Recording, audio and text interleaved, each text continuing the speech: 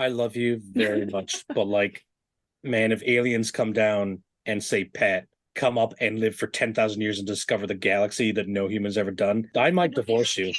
Wow. I have learned so much about your marriage just now.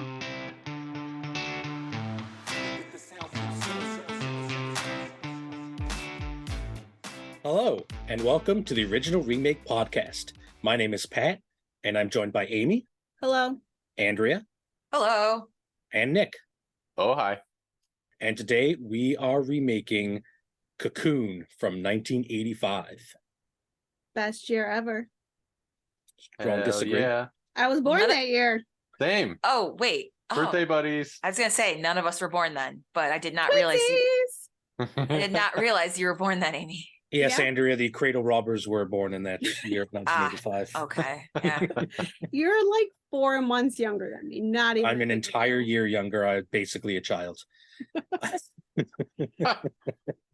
So I chose Cocoon because I remember as a child watching this movie, being very interested in it.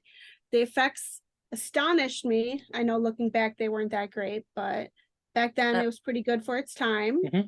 I mean, they weren't that bad. Yeah, I was actually surprised at how decent they were. And personally, for me, I do love sci-fi movies, but I also like feel-good blockbuster movies, and it kind of was a little mixture of both. So yeah, it's a slice of life film. That's what I call it. It was a happy movie. Yeah. So, Amy, give us a synopsis of the film for those who haven't watched it. All right, I'll do my best. So, Cocoon is a movie about a bunch of aliens thousands of years ago that come down to Earth and use planet Earth as basically an outpost. At one point, they decided to leave Earth. A couple dozen were left behind at the bottom of the ocean in these pods or cocoons to be picked up later on. I don't remember why they come back and pick them up, but they left them and they come back. And basically, these aliens disguise themselves as humanoids, aliens in human skin, to retrieve these pods and to keep them safe before they return back to their home planet, Interia. They have to leave them in a swimming pool, sort of like a water-based life force center. And some neighborhood retirement community people find the swimming pool, swim around in it, and basically find the fountain of life. No, wait. Fountain of Youth. Fountain of Youth. And that's basically what it is. I mean, a slow turn to that, and then things turn a little bit off, but it's basically that. Yeah, and then the retirees kind of get young and start to kind of live life to the fullest, we'll say, in the middle of the film. Yeah. Good as much as you can live life to the fullest when you're in a retirement home. True. Exactly. True. This is directed by Ron Howard, who, if you just go down a list of films directed by Ron Howard, I mean, wow, what an accomplished director. You'll eventually hit one you know. Yes. You even if you don't know who Ron Howard is, you have seen a film directed by Ron Howard. 100%. This had to been one of his first movies, though. I mean, 85. He must have been like 12 or 15 making this movie. I mean, well, no, he was in Happy Days in like the 60s. I know. I'm being a little sarcastic, but he directed this at a very young age. But he's been acting his whole life. Yeah, but I think he started directing like in the 70s or something. Oh, really? Yeah. Yeah, he's 70 years old. Yeah. A lot of other good movies came out around this time too. To name a few, 1985 Breakfast Club, Goonies, Weird Science, The Return of the Living Dead. I mean, I could just keep going on. Teen Wolf, Color Purple. All these movies were way better than Cocoon. But Cocoon was still good. It won 2 Academy Awards in 86 for special effects and supporting actor. So it had good. I disagree that all those films are better than Cocoon. I think this episode is going to be us, specifically some people underestimating this film. I will say though that Fletch is like a classic comedy. That's another film from that year that no one has heard of. I've heard of Fletch. Chevy Chase. Yeah, a lot of people have not. It just got remade this year. It was on my list to remake, but they remade it this year, and of course it bombed because no one was interested in it at all. So, but I listen. Cocoon is what do we? I think the sixth highest grossing movie of this year, of that year. That year. So like really, really popular, and it's kind of faded in to obscurity a little bit. One of the things I kind of want to mention is how hard it is to find this film to watch. You have to be real creative and or go to the library and actually find a physical media copy of it and still have a DVD player. Good luck with that. In order to watch this film. So it's bizarrely hard to find. I did some research on this and found an article from Mike Ryan from Uprocks, and this is back in 2020. He was talking about why is it so hard to find the film, and apparently there is a source with knowledge of the film that said the music in Cocoon is not currently cleared for new media or transnational sales, and that's why they're just putting they're not releasing the movie for streaming because they'd have to re-license some of the actual music for the film. Or rescore the film, which they're not going to do. No. So there you go. That's the reason why. But if you've never seen Cocoon, or you have and this kind of pushes you to rewatch it, our apologies for making you go to a library or sail the high seas or whatever you do to find the movie. Yeah, so it's a hard film to find, but I really, really like this film. It's if you're of a certain age, and by a certain age I mean our age, in our 30s, this is a film you watched because your parents watched it, right? And so you kind of sat in the living room and watched what they were watching, and one of those films was Cocoon for me.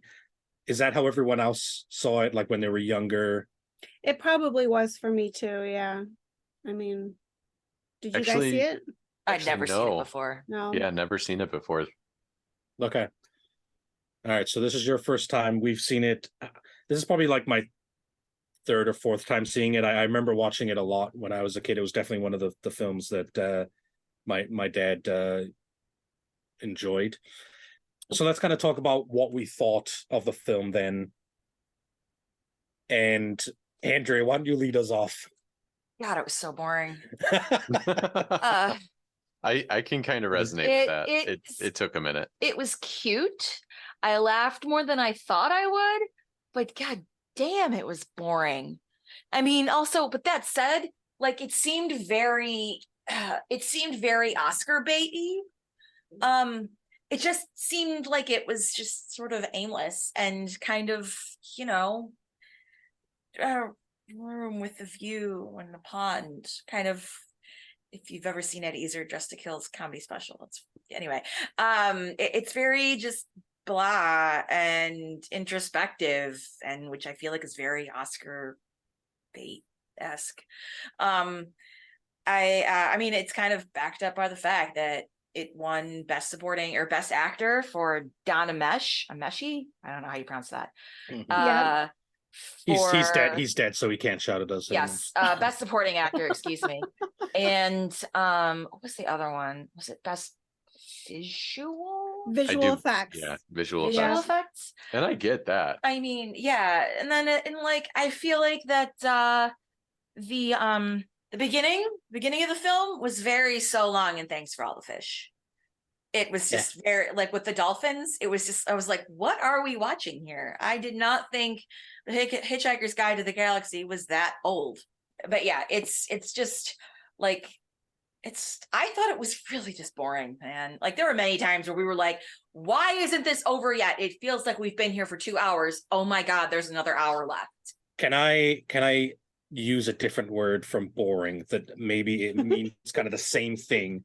It provokes a sense of ennui. It is, I was going to say charming.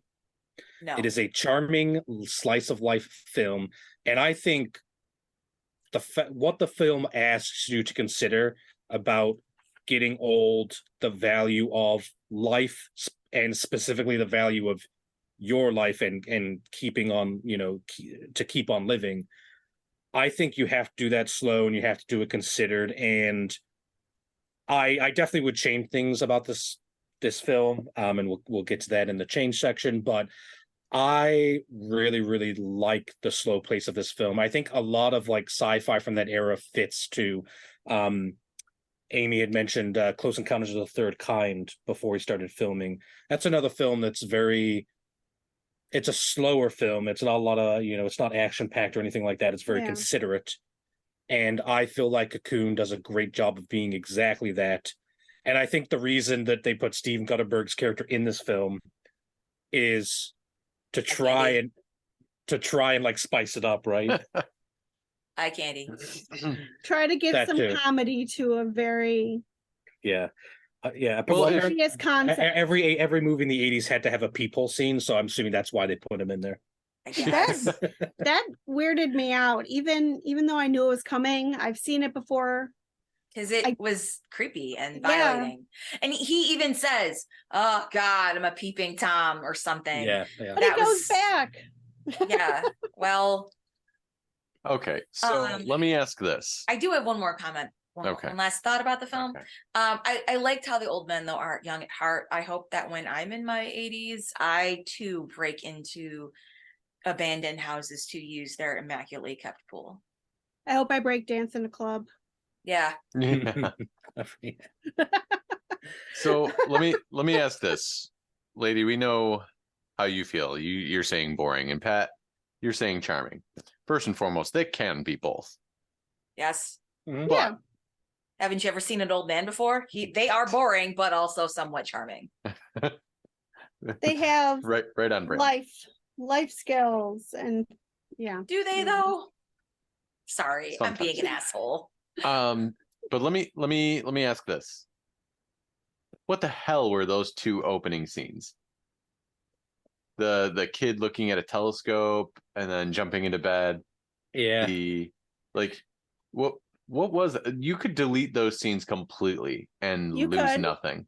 That could be part of the changes. And unfortunately, how Pat and I rewatched this movie, it was blacked out. We couldn't see the first like 8 to 10 minutes. Oh wow, interesting. No, the copy I watched, it was fine. We found a copy on Sling TV.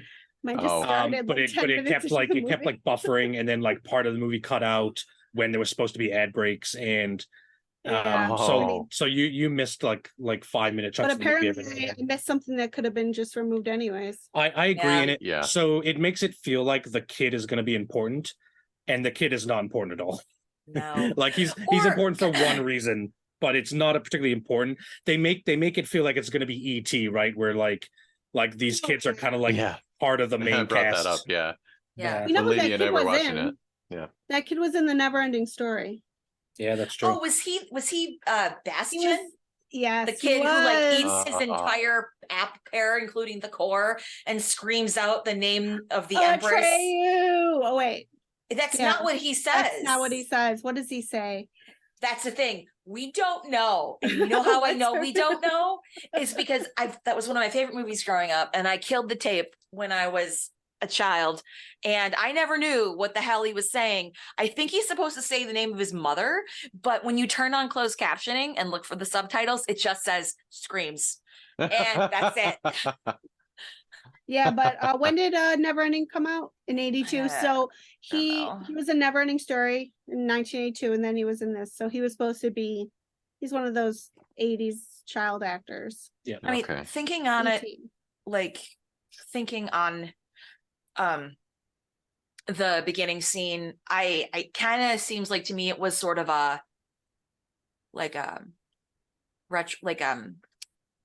the old people have already left and he's like looking at the stars for them kind of thing. Oh, but that doesn't really make any sense because it wasn't like, I see where you're going with it, and I think you're giving it a little bit more credit than it's due. Yeah, I don't think that's what they intended. I think they just wanted to cut. They just wanted to look at the stars to be like, this is an alien film, and here's a child. Yeah, yeah. I mean, I get it. They were trying to like ease you into the sci-fi nature of this, but like the very next scene is dolphins barking at the moon.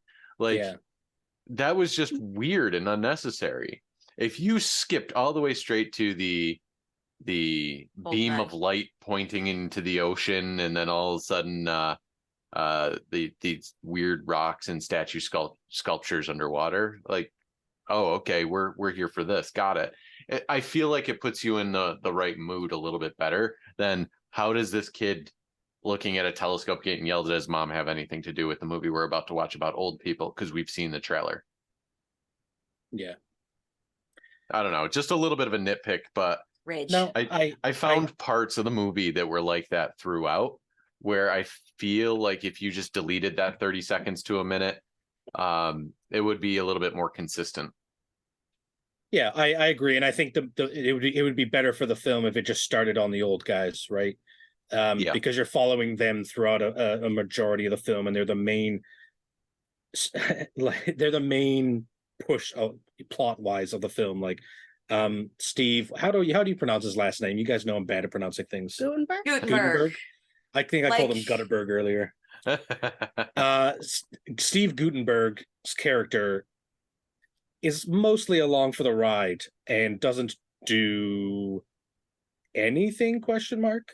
Really the main push of the film, the forward plot, is all taken by these, the four older couples in the film, and I think that's great. But there's so many times you're cutting away from them to have another kind of like scene that doesn't particularly do anything. You know what I mean? It's almost like there's two separate story plots. Yeah, they don't tie together at all until they need to at the end. Yeah, yeah. Like I get that you want to have your A plot and your B plot, and you want to have that little bit of a twist, and you want to keep that interest there. But I just don't think it was done in an engaging way. Yeah, that's fair. I just complained about kind of Jack's plot line, but can I stop here to mention how hilarious I find Jack's reaction to seeing the aliens for the first time? Yeah, that seemed very real. That was great. Yeah, jumping off the boat, then just giving it to them, and then suggesting that they not eat his face, and then realizing that he gave them the suggestion to eat his face. You know what I mean? Then they start messing with him a little bit, like, Jack, is that what we do? What is not made up. It almost sounded like he riffed that scene. What's it called? Ad-libbed it. It almost sounded like he improvised that scene. It sounded so natural and comical, because he is a comedian actor. So I agree. I like that scene too. Yeah, but I thought that was great, and I liked Jack, who is Steve Guttenberg's character's name, and is it Kitty the alien? Meow. Yeah. Great name for an alien. Yeah, so meow. Yeah. I like Jack and Kitty's relationship. And I'd like to improve it a little bit, but I think that's a good through line that doesn't really go anywhere particularly important in the film, and I'd like that to be improved. But I like the character of Jack. I like everything about him except that he probably doesn't need to be in this film. You could just have one of the retirees own a boat or something, like. Nah. I don't know. I think he's needed. I even like the little scene in the beginning where he's broke and he's getting stiffed by the guy he just took on a tour, and like these guys walk up and are like, "We're gonna buy you for a month," and he's like, "I'm yours." Yeah, and I think like, but like the way he just straight up yeets himself off the boat and starts swimming away, and then has this like outer monologue of, they're on my boat. I'm in the middle of the ocean. I can't swim all the way back. It's nighttime, and then like goes back to the boat. And then he gets like the welding torch, like he's gonna kill aliens with a welding tool. You know what I mean? Torch, yeah. Propane accessories. No, I like Jack, and I do want him in this film. I just don't think his current plot line justifies the amount of screen time he gets. It does. In other words. Yeah, it doesn't tie into the ending the same way that like the kid and the retirees kind of ending does, and that's a little bit of a disappointment for that character for me. So Yeah. Okay. I mean, I see that, but I think the solve wouldn't be to eliminate it. I think the solve would be to make that character's screen time a little bit more valuable and in the writing. I agree. And when we get to changes, I have some suggestions on that very thing. But yeah, I agree. Roger. What else do we want to say about this film? It's funny. I liked the concept, the fear of aging, Yeah. immortality. I like that. It definitely made me think at the end. I was almost upset, and that's kind of why I like this movie. I was upset at two of the leading characters, Benjamin and Maureen, the grandparents who had the family, the daughter, the grandson. Oh, he left him. I understand everybody else because they want to have immortality, but I'm gonna say it. If my dad or grandpa wanted to leave for eternal life, see ya. Have fun. Like, but don't let me hold you what back. is the point of eternal life if you're not with your family? To live forever and see the entire galaxy and all the wonders. I would drop kick my grandkid to that. Wow. What's the significance of life if there's no death? Well, that's the point of the film. I know. Yeah. The thing and is, the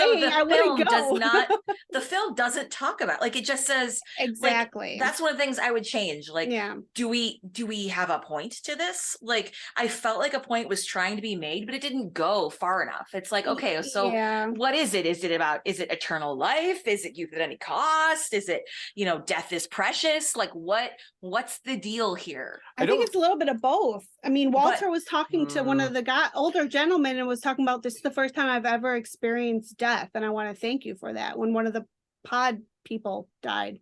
Right. So I suppose, but Nick, you spent a good chunk of the movie ranting about how pointless it was. Right, because you spend all this time saying that life is precious, and what makes it precious is knowing that it has an end. And then you undermine all of that in the end of this film by giving everybody a free ticket to live forever. If you're going to kind of stick on that plot line or that story, then you need to shift the weight from a nearly meaningless police chase on the ocean into the one guy who stays behind because he just lost his wife, and he, quote unquote, wants to reunite with her in whatever afterlife that he believes in, and therefore is going to stay behind when everyone else gets on the boat to go with the aliens and live forever. Like, if you want to do that, then in this movie, then you make a change there, and you say, well, he has a little bit of a monologue and he changes the mind of a few people that were going to run away with the aliens, and they stay behind to show the value. And then maybe the aliens learn something about humanity or something like that. Like, you sell it that way if that's the kind of point you're trying to make. I disagree with both of you. I think Andrea, you talked about the film being boring, but I think if you were to add in these monologue scenes, it would be more boring. I think it would be more boring for you. I didn't say that it would need a monologue. That was Nick that said that. Yeah. Okay, I think fair. that you can do that without some kind of monologue. Conversational or an argument between the guy that's going to stay behind. I forget his name. Bernie. Bernie. Thank you. He's so cute. Yeah. No, he's not. He's a terrible person. I love older people. No, he isn't. Bernie's He's crotchety. Oh, because he didn't let his wife jump in the pool. No, he refused to have fun. Every old person's crotchety doesn't mean no. Hold on a second. Time out. I love half the patients I work with, and they yell at me half the time, and then afterwards they say thank you. I'd be crotchety if I was that old. All right. To finish my point, hold on a second. Let me finish my point here. No. I think the film does a good enough job as is showing the debate between kind of what a life is worth, does it have value if it's eternal, etc., through the actions of the characters. I don't think we need any extra scenes or discussions about that. I think Bernie's a fantastic character for that, in that he embodies the the idea that like life has an end, and especially after his wife is gone, he doesn't want to live forever without her. He'd rather just have his time and then it be over. And I think that's a really great plot point in the film and a really great through line of the film.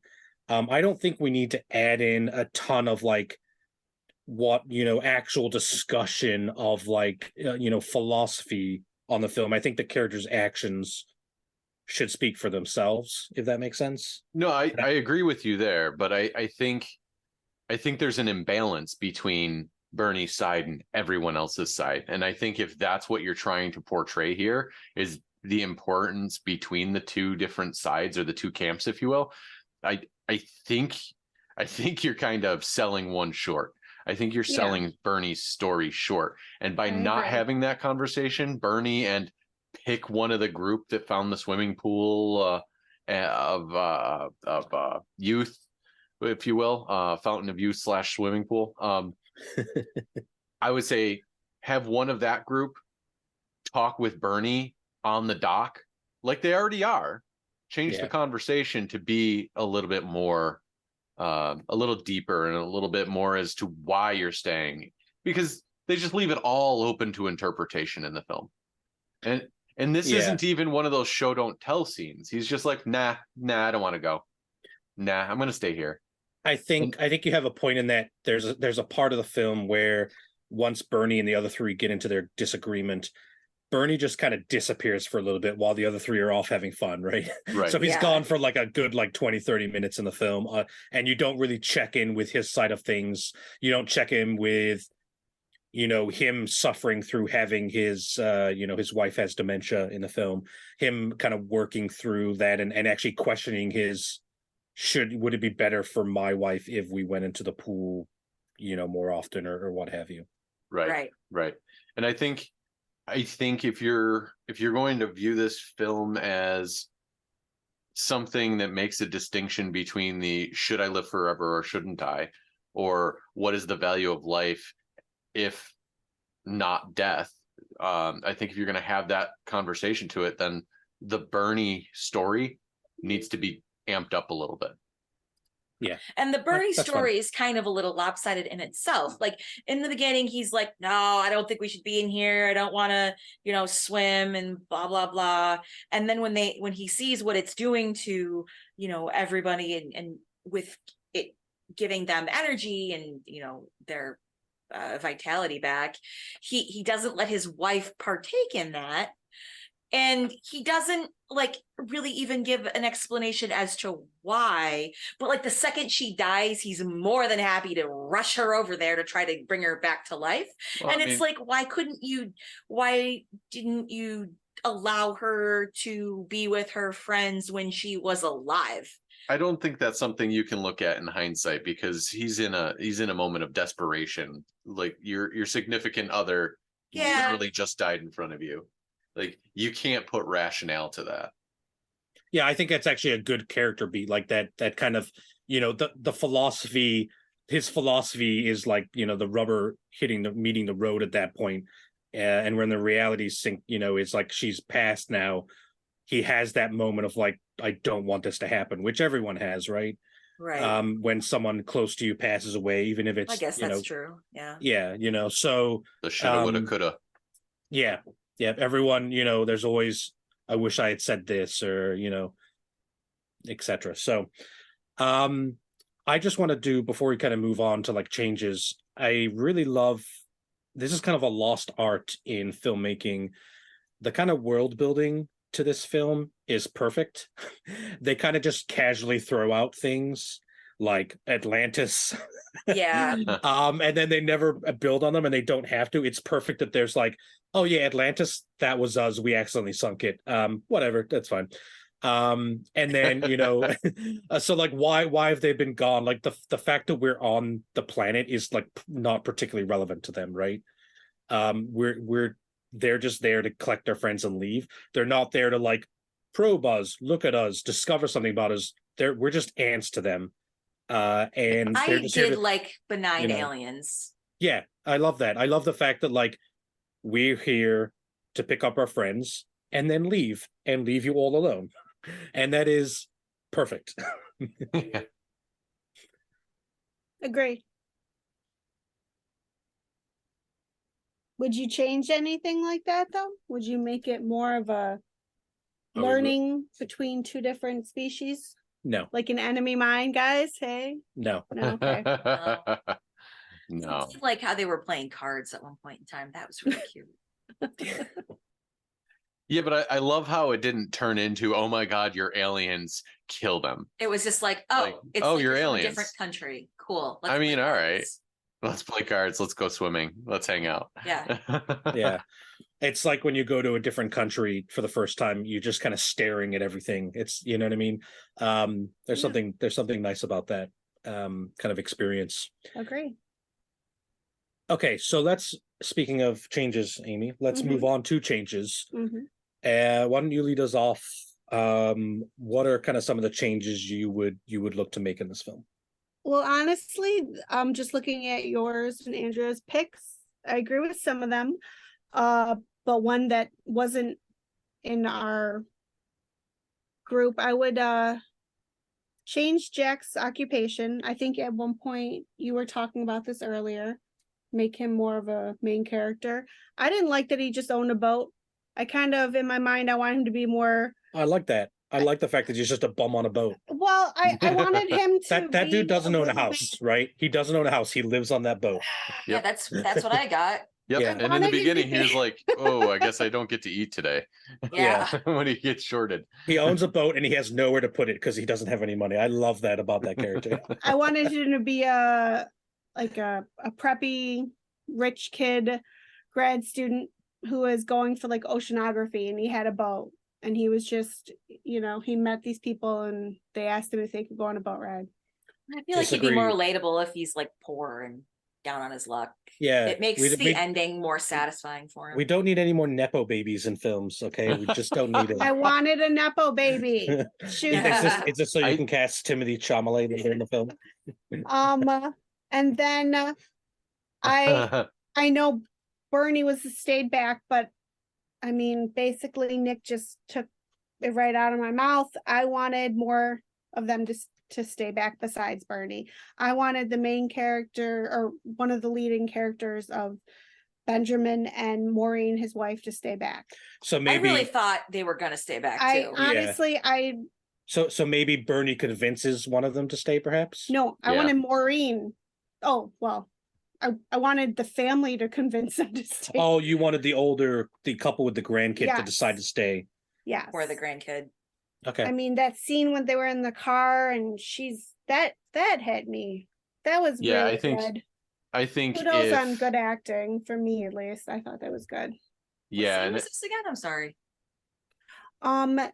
The last time he went fly fishing with his grandson. Yeah. And the mother said goodbye to the daughter, and the daughter's like, I'll see you next weekend. And they're driving back, and he's like, are you having any regrets? And she's like, yes. Yeah. And then he pulled this stupid lying shit out of his butt. Like, I don't even remember, but I thought it was the stupidest thing. I would have never been convinced if you pulled that. If you said that to me, I would be like, no, that doesn't convince me to leave my daughter and grandchild that I love.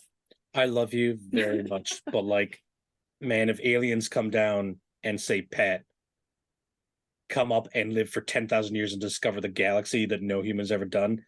Yeah, but we don't. I might divorce you. We don't have grandkids. We don't have.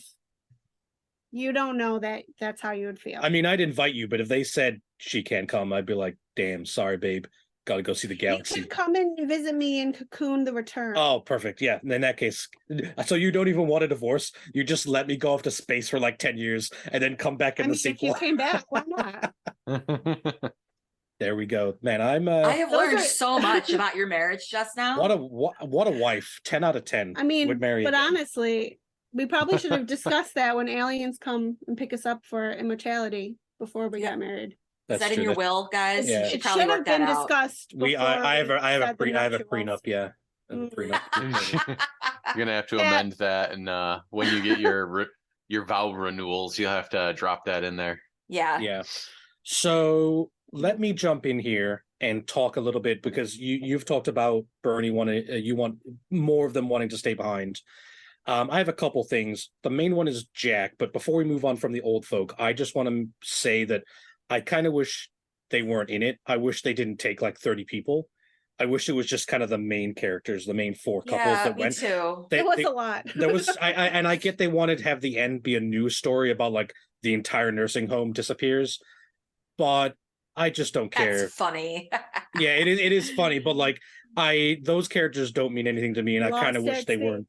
They were just kind of side things. Or you could have a funny news story about all the people who got left up behind insisting there were aliens in their nursing home or something like that. Yeah. But the main thing I want to talk about, and I talked about this during my review of the film, is Jack. And Jack obviously stays behind for no reason. Yeah, didn't they say come with us? Yeah, there's no reason for him to stay. He has a crappy boat that he can barely afford once they're gone. Okay, they gave him some money. You know what's better than like $10,000? Being in outer space and living forever. Come on, man. With your there's nothing saying there's no no option to come back either. Correct. So here's what I do with Jack. First, I would insert him into the story more, the main story with the retirees. And I do this in this way. I would make him the kid's dad, and I would make him one of the retirees' sons. Ah, okay.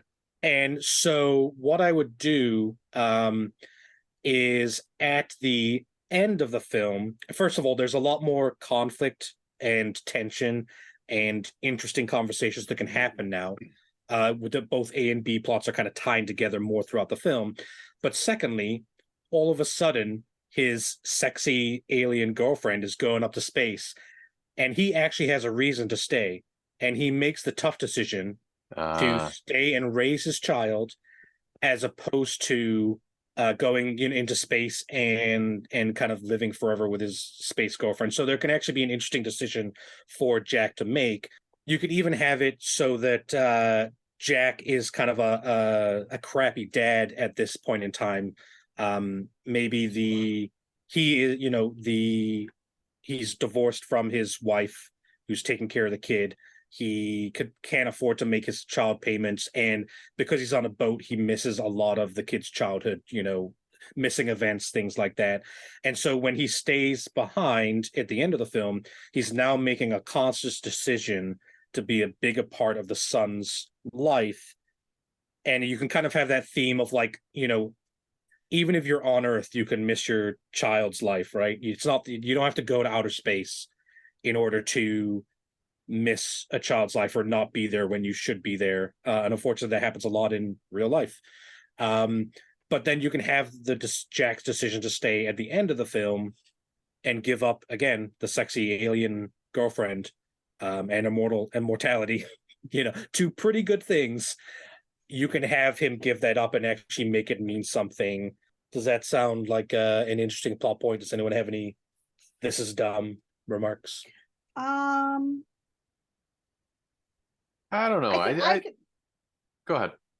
I could see how that would work. And when it would bring the two separate relationship plots into one, sort of. And I do like that, because I think we all agree Jack and Kitty's sort of mini plot point doesn't go at all with Walter and the seniors plot point, even though they know each other.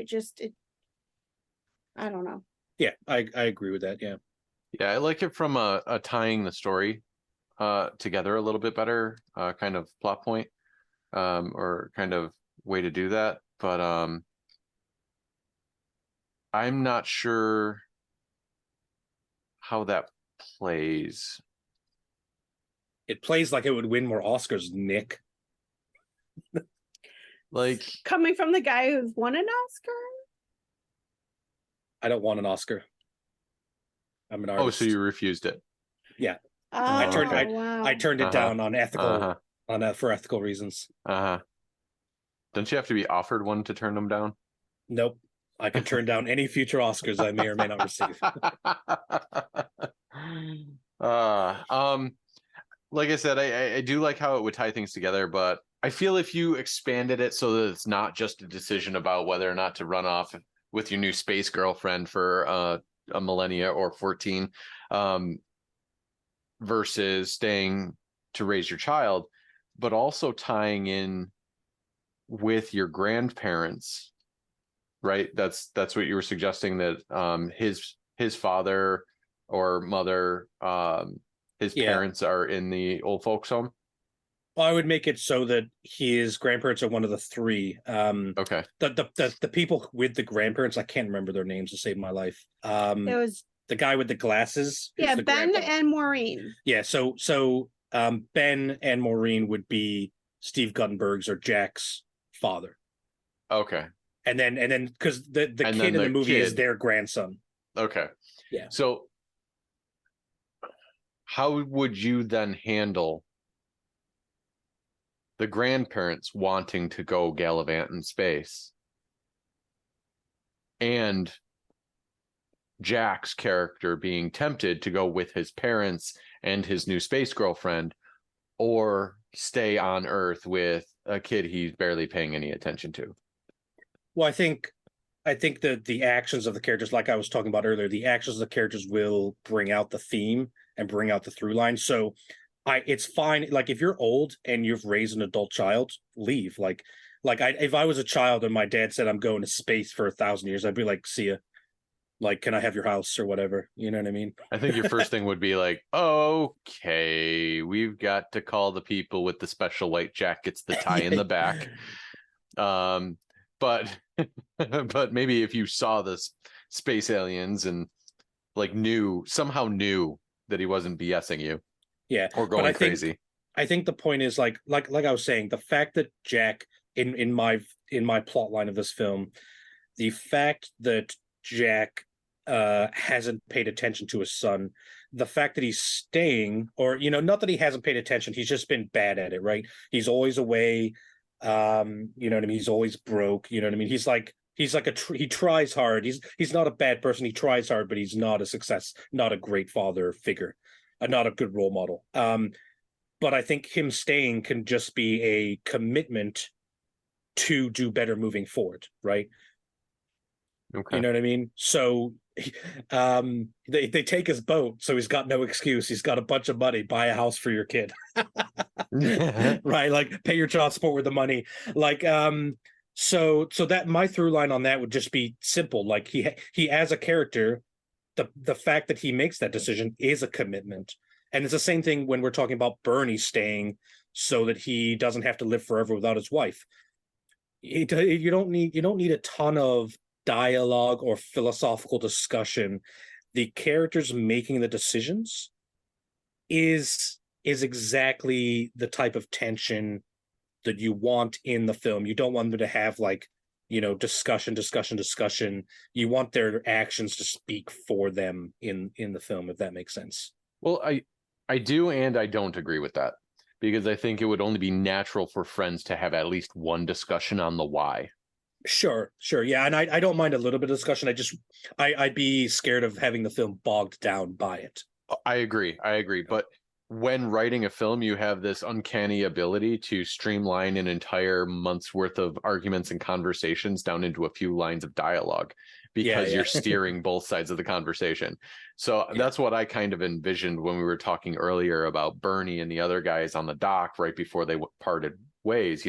Maybe Bernie could say a few things and kind of entice folks to stay behind and make them think about their own lives and what they're truly leaving behind and what that means. And I think that would do this film well. I think that would help. I do like your idea of integrating Jack, but I also kind of agree that it would have to, you'd have to feel that storyline out. I can't envision it. I like the idea of making Jack a little bit more integral to the plot, but I don't know which direction it would go in the end. Like, would Jack stay or would he go? And I think that is 100% kind of like you said, at kind of build that as you go along, because I don't know how that would go. That's a tough one. I think if you're going to keep it a slice of life film and keep it kind of easygoing, and I mean, this film's easygoing, but they kill some of the aliens and it's very sad. But I think you want to have an uplifting ending to this film, right? And I think Jack staying behind for a good reason, I think, is a really good way to conclude the film. Okay, let's stay on Jack real quick, because I really like the idea of this kind of Kitty's exposing herself. Is a poor choice of words, but I've said them and it's too late now. Can her you repeat that? Her sharing. Thank you. Yeah. So that's their version of like kissing, I guess, or like, you know what I mean, like, or getting to know each other, is kind of this what's called sharing, which is like a metaphysical, like pumps a piece of light into his brain and all of a sudden he, is enlightened somehow. It's their version of a mind meld. Yes, yeah, exactly. I want that to be more, and they're limited by the special effects of the time. He wanted more aliens. I wanted more alien exposure. No, I was kidding. What I wanted was when he kind of gets shown, I want to kind of be in there. I want him to like be teleported mentally across the galaxy and see like how beautiful just the existence of everything is, that and something like that. If you've ever seen the film Contact, the last 10 minutes of Contact, when she actually goes on the journey, is tear-inducing. It's one of my favorite sci-fi films. And another film where like not a lot of action is happening, but you have the characters and they're pushing through the plot line and having these discussions. So it's actually a good film to mirror this. I want something like that for Jack. For those maybe readers among us, if you've ever read Stephen King's The Gunslinger, at the end of that book, that is probably exactly what I want, where the gunslinger, Roland, goes on this kind of galaxy, let there be light journey that kind of blows his mind. And I kind of want to experience that as the audience, and I think it would be a cool thing to add in. So you could kind of have more have a better idea of like what it means to be like an alien that's 20,000 years old and has all these experiences and all this wonder. And I want Jack's character to experience that and us to experience it through Jack's. I would be here for it so long as it's not a my God, it's full of stars avant-garde garbage show for about 30 minutes. All right, those are my changes. Andrea, I see you have some notes here. Do you have something you want to add? I feel like I kind of mentioned this a little bit. I feel like the story could be a little bit more robust. I do like the changes that you've suggested with Jack, and like having a kid, and I think that changing that intimate encounter that he has with Kitty to be something that's like a literal out of world experience, kind of like Contact, would sort of solidify the ending and be like, okay, I've seen the other side, but I'm going to stay because of my whatever. Like, I feel like that would make it a little bit more interesting. I also wish the soundtrack was a little less ET Phone Home. It was very, the music was just very cookie cutter. Fun fact, James Horner, who was the composer, and rip because he's dead now, but he was accused of copywriting and or borrowing from many soundtracks and properties. So I wouldn't be surprised if this was something that he just sort of borrowed from something else. And yeah, my last note would be, I really liked Jack, but like you said, Pat, I wanted more from him other than just being a peeping Tom and being attracted to the first humanoid with boobs. And I think the change to be fair, she had a pretty good butt too, so. And she glowed. Yeah, she glowed and she had a great butt. She was literally glowing. Yeah, I disagree with everything you've just said, Pat. That scene really freaked me out though when I was a kid. Seeing the skin come off, that was very cool. Those are really great special effects for that time, like really and then when he pulled his eye, yeah. like what the fuck. Yeah, I will say, I think that it's hard to be a composer for films and be wholly original. I mean, people love Hans Zimmer, I'm one of them, but like every Hans Zimmer score is similar to other Hans Zimmer scores, you know what I mean? They're all good, but they all share some consistency to them. And so I think it's hard to it's one of those things. I bet if you're a composer, if you try and be too unique, it can end up backfiring because the score isn't supposed to be the main feature. It's not supposed to distract. It's supposed to be something that just happens to your brain in the background. If you know what I mean. So I think I can excuse a soundtrack. I agree it's not, the best soundtrack I've ever heard, but all right. So those are changes. Let's move on to casting. Now, similar to some of our films that have older or younger kids in them, casting older retirees can be a little bit difficult. So we've cast Jack, Kitty, Walter, who is the main alien leader, and then I've just put in a category here called male retirees and female retirees. And if anyone wants to name who they're picking for who, you're more than welcome to do it.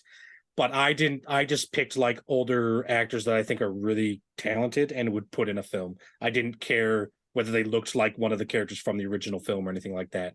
I actually quite like that. You're stereotyping the elderly. I actually picked like specific people for each role. Okay. Yeah, Andrea.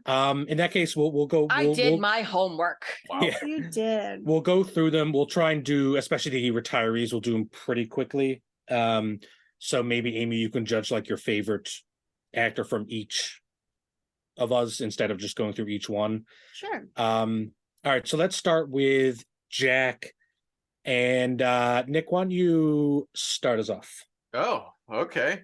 I'm changing up the order. Ooh. I never go first. I don't know. I like this. All right. So for Jack, I had a tough time. I found myself picking a lot of the same actors that I've picked for virtually every movie ever in this podcast. So I once again trying to challenge myself to pick actors that I don't normally pick, and yeah. So I went with Tom Holland for Jack. He's getting old enough now, and I think He's like 28. yeah, to drive a boat. Old. It's old enough. You know what? In the 80s, everyone looked Really old. Looked like when you were 25 and in the 80s, you looked Middle Ages. Like, you know what I mean? I think it was the perms, the male perms. Yeah, and the mustaches, the heavy mustaches. Yeah. Everyone had. My dad had a mustache when he was younger, made him look a lot older. Anyways, sorry, Dad. I think Tom Holland. I think Tom Holland he can do kind of the touching stuff, but he could do like the bumbling kind of like idiot routine. Yes, I agree. That yeah. So, Andrea, who'd you pick? I picked Chris Pratt. Gross. Oh. I know, Gross. but he seemed like he could be sort of, like you said, a bumbling kind of person. He definitely could be a bumbling idiot. You're right on that. Yes. Yeah, absolutely. 100%. I keep forgetting Parks and Rec. I'm sorry. I just keep forgetting about that. But he can also do serious stuff too. And he would be believable as like a peeping Tom or a bad father, I don't know that he could do serious. Yes. I'm thinking to Passengers. That's a bad movie that's also on my remake list. But bad movie with a bad story. I just don't like him because I like to remind the audience that I have a punchable face list and he is on it. I don't actually hold anything personal against him. I just look at him. I just think, man, you just kind of look mean. I know he's probably a perfectly nice person, but well, then you're gonna hate my pick for Walter. Oh boy. I don't mind him. I feel like he could probably do it though. Like if you look at Guardians of the Galaxy, you know what I mean? Just put him on a regular ship instead of a spaceship.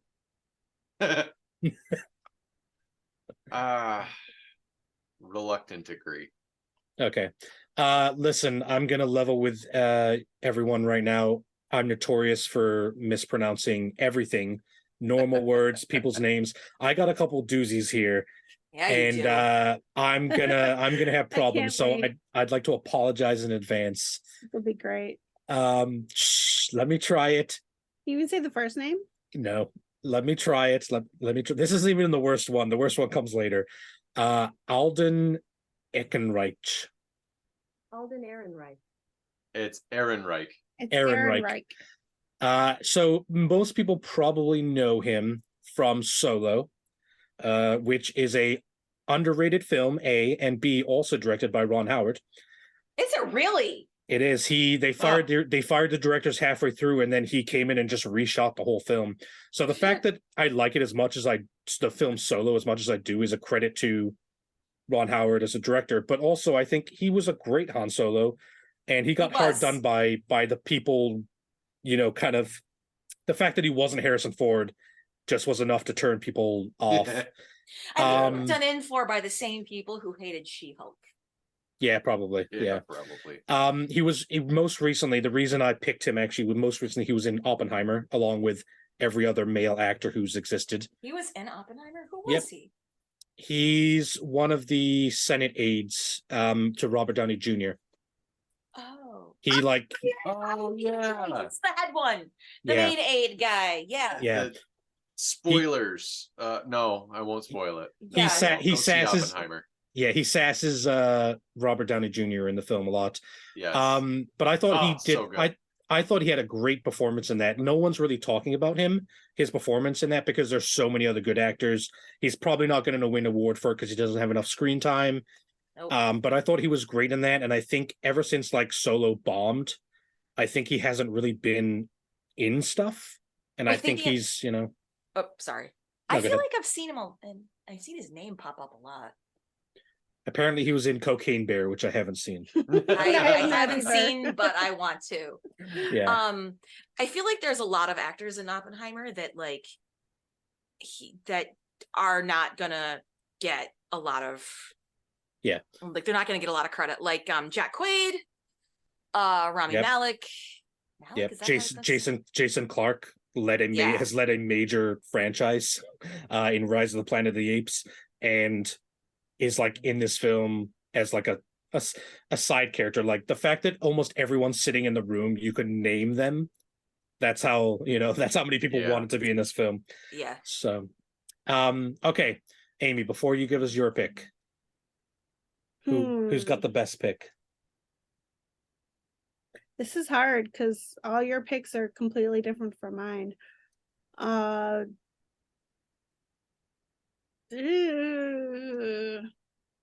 picked Pat.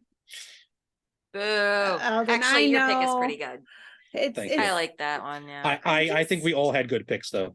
I don't know. I don't see Tom Holland or he's got the problem with Tom Holland. He has the baby face. He does, and you want someone with a 5 o'clock shadow to be the bum on the boat thing for that movie. When the one that just came out. What movie that just came out? Uncharted. No. Yeah, but he looks like he's 12 in that film, even with a beard. He'll be happy about that in about 20 years. Yeah.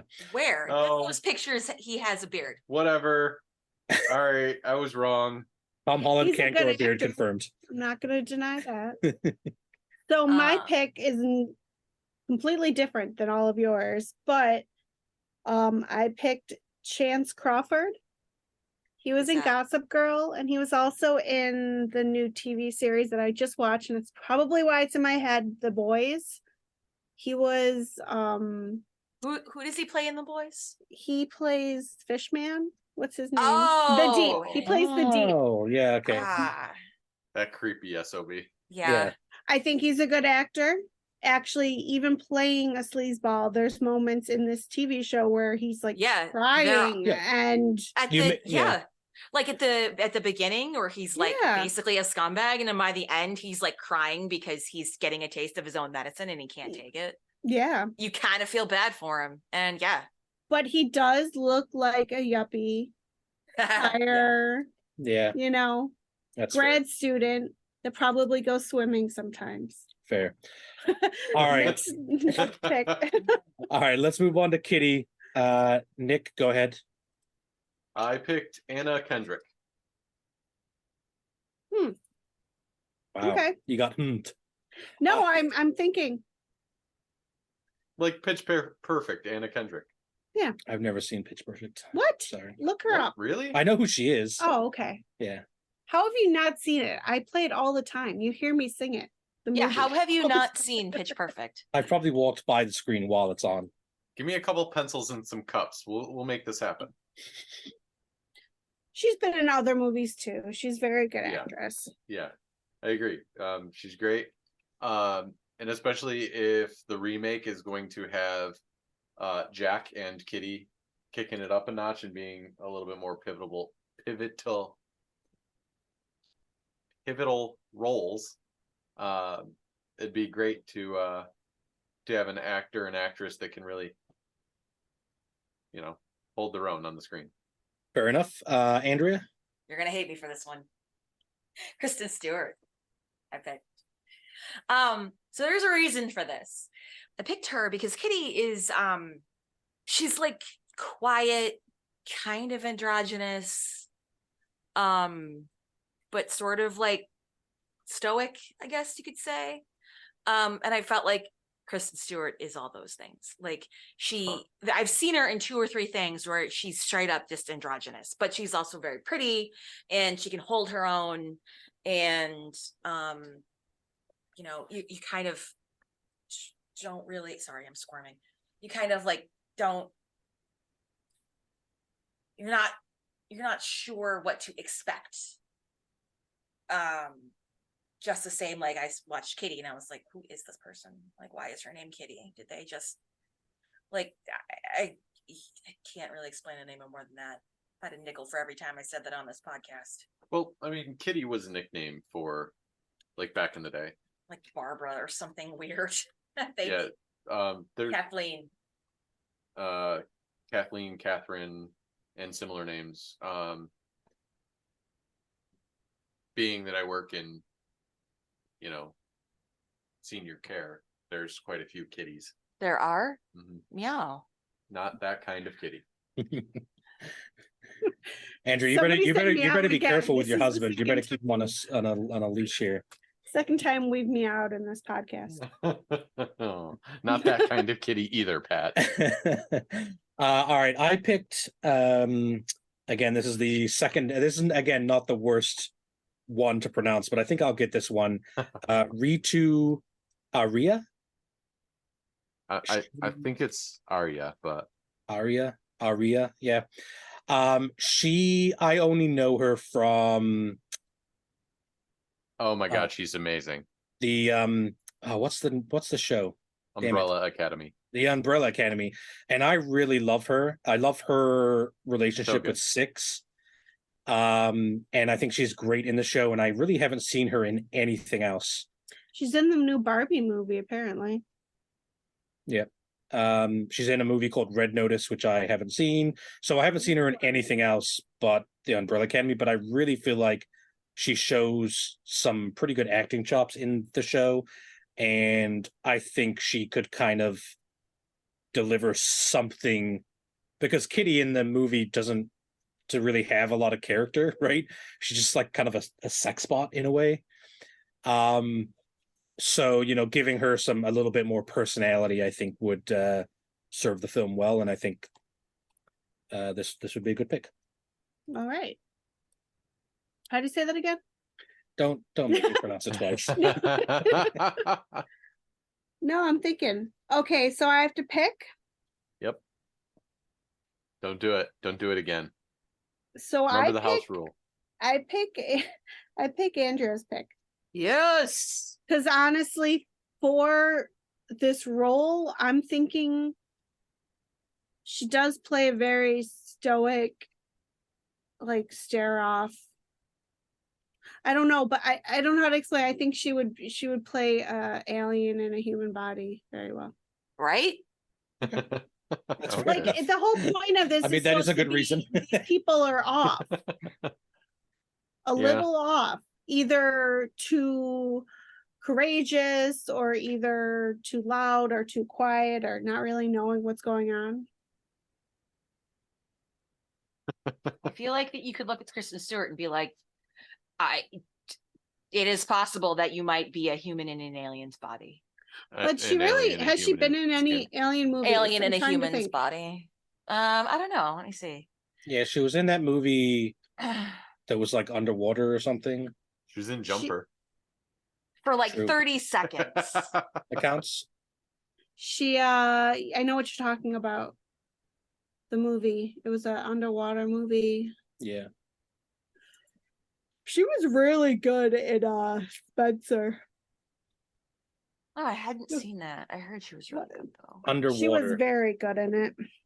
Underwater. That's the name of the film she was in. That was more of an action, not really an alien. So my pick is completely different from everybody's, and I might get crap for it because it's kind of obvious in my head. But I picked Anya Taylor-Joy.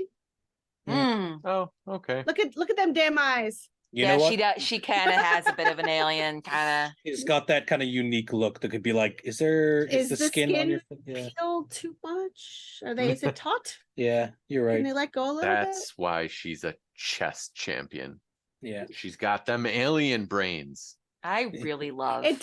It does Queen's make her. Gambit. Yes. It's a great. She's it's a great very TV show. unique face feature, but that's why, and I think she's a great actress. I agree. That was my pick. Excellent. Let's move right. on then to Walter, who is again the lead alien of the group. Almost.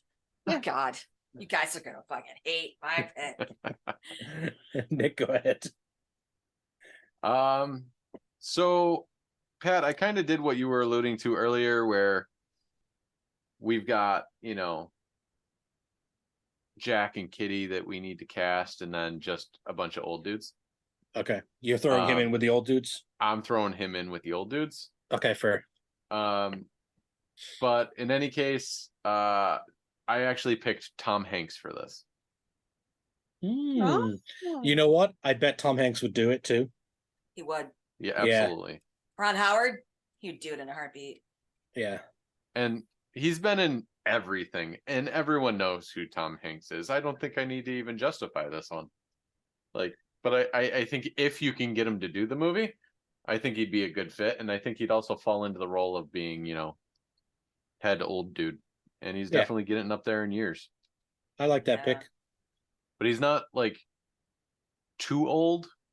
Yeah. Yet, so that he can still, they can movie magic him to make him look super old, and then he can be all spry and sprightly. Right. I mean, there's not really a lot of movie magic needed. It's just makeup. No, that's what I mean. Like Wilford Brimley, they just dyed his hair and painted liver spots on his face. Yeah. And he looked so old. Yeah. Compared to how old he really was when he was in the movie. Yeah. He was 20 years younger than the Crazy. oldest guy. Yeah.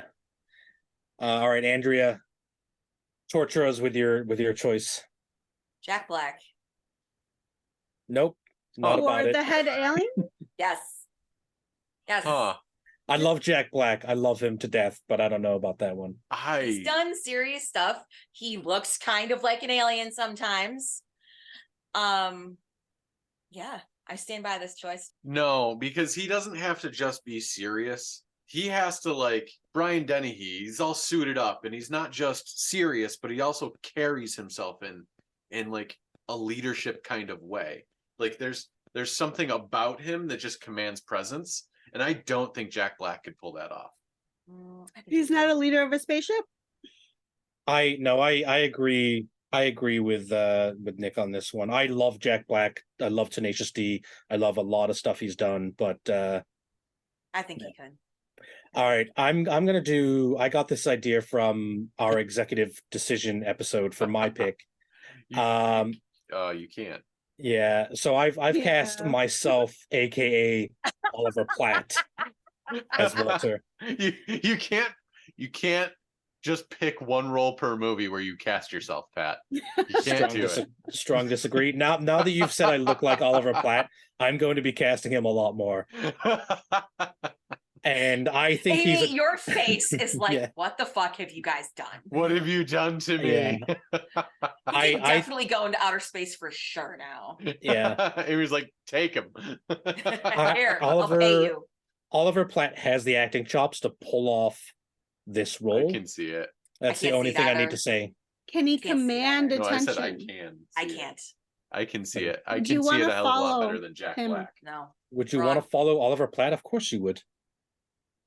The man's a national Okay, treasure. let's put it this way.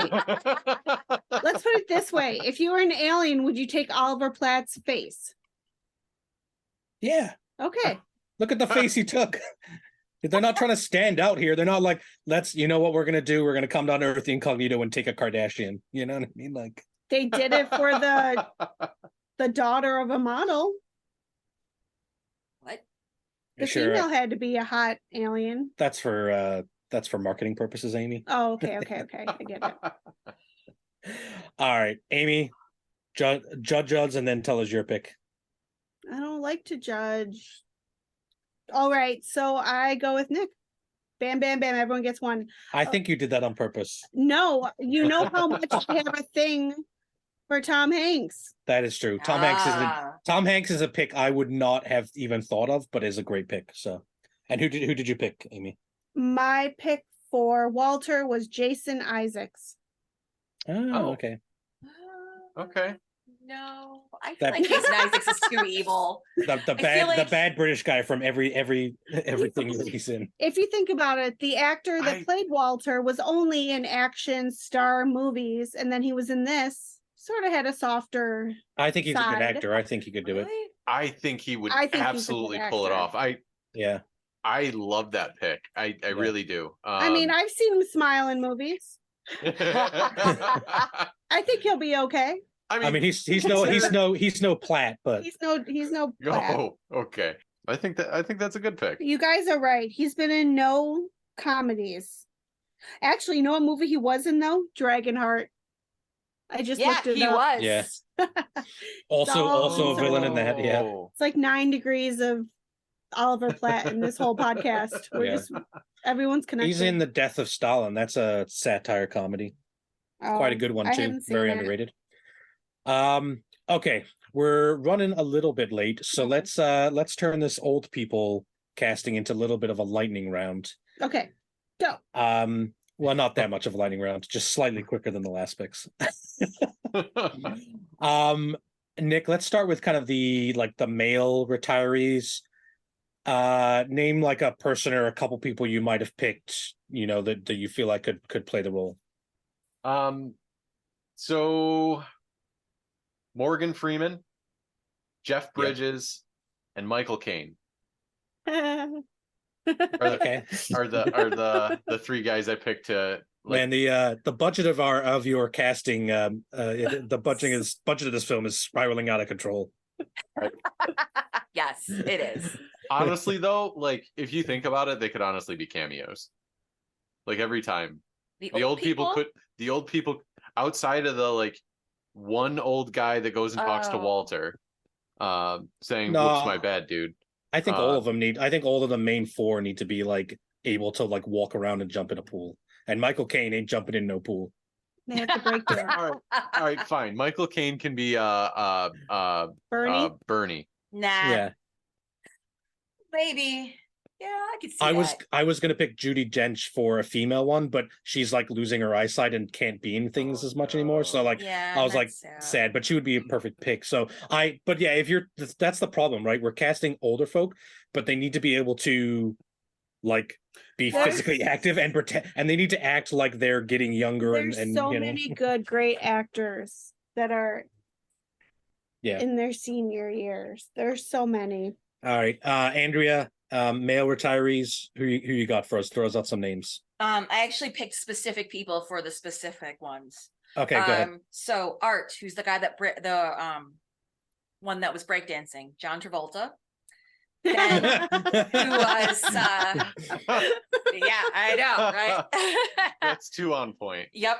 Ben, who was diabetes, Wilford Brimley, George Clooney, and Joe, who had cancer, Gary Oldman. Oh, okay. Those are good actors, confirmed. Yes. For me, I picked two male leads. The first one is actor I really like in almost everything I've seen him in, Mark Rylance. Most of the people will know him from Dunkirk. No, Ready Player One. Ready Player Ready One as Player well, One. but I think Dunkirk is more popular, more remembered. I saw him in a film last year called The Outfit, which I thought was really great. And in The Outfit, he was the lead, and I really thought he was fantastic. And he's just been a great character actor for many, many years. If you go down his list of movies, you're like, oh, he was in that. Oh, he was in that. Oh, he was in that.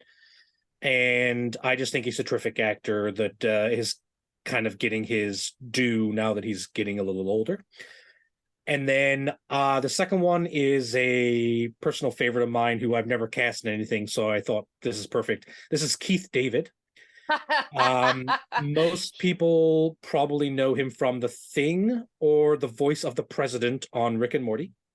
He also is in I remember him in Armageddon because he plays like someone from the Joint Chiefs of Staff. He's got like a small role playing someone like in the military in like so many films. Yes, he's one of those character actors that's been around for a while. I love him in the Riddick series, the Chronicle of Riddick. He's great. He's in The Nice Guys, which is a very underrated comedy. He was one of my favorite parts of Community, so far as like when they had to replace the cast. He was one of my favorite additions. Like, and I haven't even listed some of like the better known movies he's been in, like Nope, or There's Something About Mary, Requiem for a Dream. Like he's just been around forever, and he's been in Final Space, great show, got canceled too soon. So just an amazing actor. Like been in everything. Yeah, and he's 67. And he feels like the right age where like he looks old enough, but like he could like jump in a pool and swim, right? Like he wouldn't drown in the pool when they tried to put him in. Yeah, absolutely. Right. Yeah, like Amy, you don't need to judge any of these. Give us They're kind all of. great. Thank you. Yeah, I like them all. I mean, there's how many old people in the boat? Let's bring them all. Bring them all. Pick. So I just. I really like older people. They're so great. I mean, Bill Murray, Anthony Hopkins. I wanted all of them, but I picked for Bernie. I'm sorry, I picked for Benjamin and Maureen. I picked Tommy Lee Jones. I think that'd be a good one. And for the wife, Ellen Burstyn. I don't know if I'm saying that correctly. Ellen Burstyn. She's a great actress. All I kept thinking about when I picked her is every time I see her, I think of Requiem for a Dream and Exorcist and Requiem for a Dream. That scene, montage sequence. That movie scared me straight. Oh, gosh, I've never seen Requiem for a Dream. That's literally the movie. That's literally the reason I don't do drugs. I don't know. Like, yeah. Oh my gosh! But great actress. Yeah. So that was my pick. I agree. She played very well. Okay. All right. Nick, female retirees. So I got a few. Okay. In the theme of blowing the budget, Helen Mirren, Cate Blanchett, Sandra Bullock. You don't think Sandra Bullock's too young? She's almost like 60. Oh my God. Yeah, but you're not gonna be in a nursing home when you're 60. Well, you couldn't act like you're in a nursing home. That's true. I mean, throw in some makeup. Walter Brimley was how old? Yeah, it was like in his 50s. 55 or something like that when he was in this movie. Yeah. And it's always easier to age someone in a movie and then have them act young.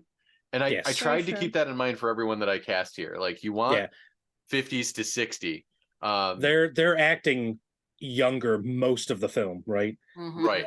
For the first 20 minutes, they're supposed to act old. And then after that, it's like they're going to be in their 50s and like rejuvenated youth again. So, right. I like it. Andrea, any for you?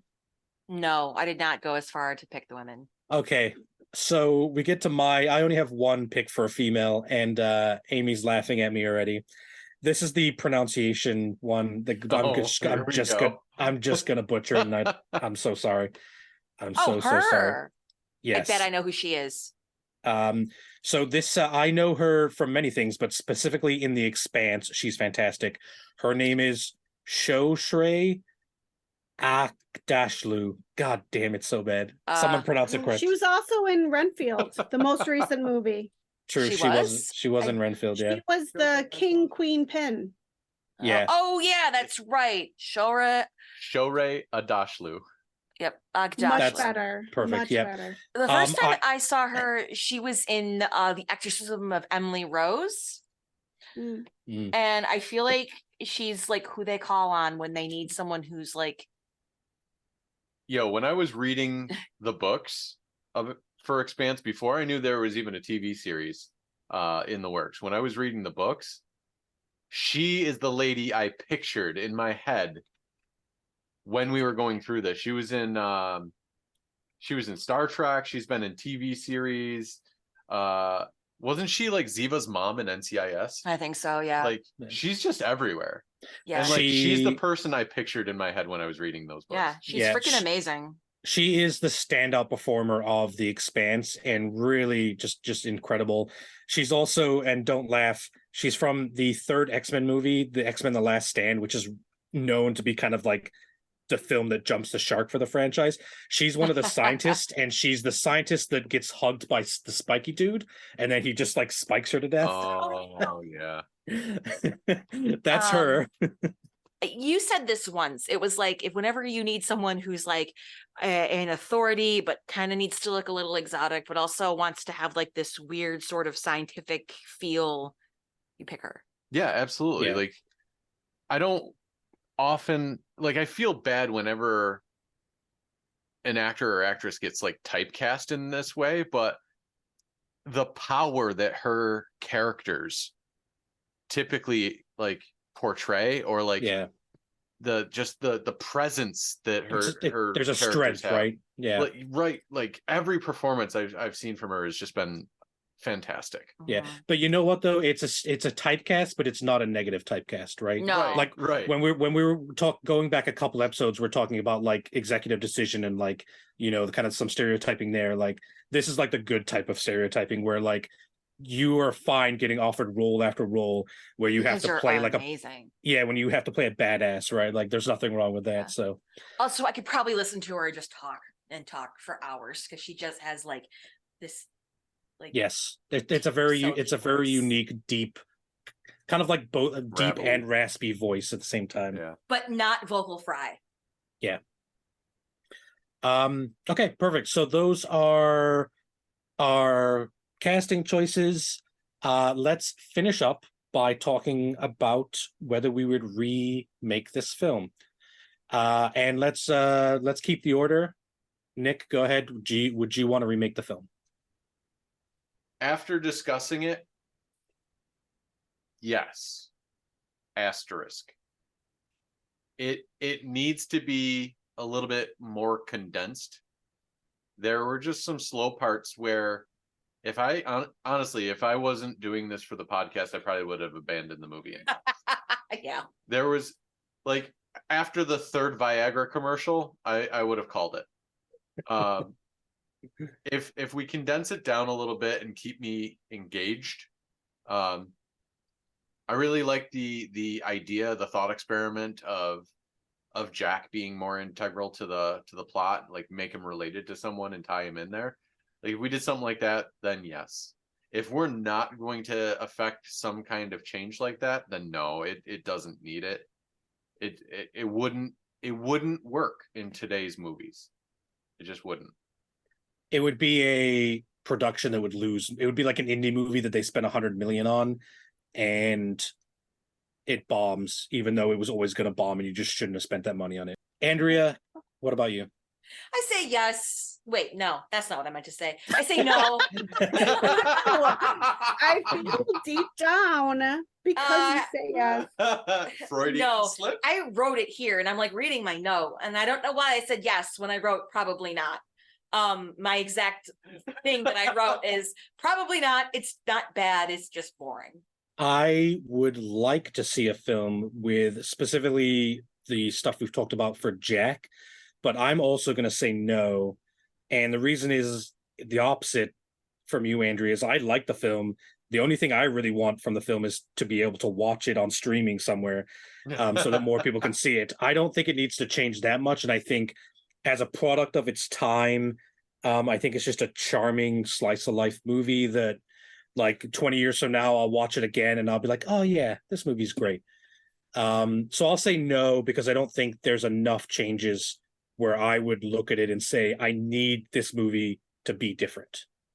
I still feel like this would be a good remake. Even though I like the original, there's certain points it could be updated, artistically, character wise, special effects wise. We could get some of that old school 80s stuff out, change it up, make it more, what'd you call it, meta-philosophical? I don't know.